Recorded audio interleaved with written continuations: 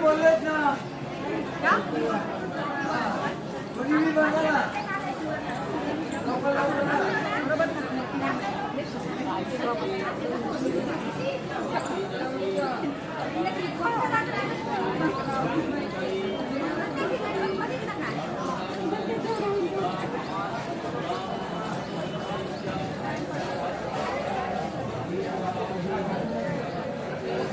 पिंडदान करताना करावयाच्या विधी गुलाल, हळद, तांदूळ, जो आणि हे काळे तीळ अशा पद्धतीनं पाणी घेऊन आपल्याला दिलेल्या पिठाच्या गोळ्या कराव्या लागतात आणि त्यानंतर पूजेचा विधी चालू होतो.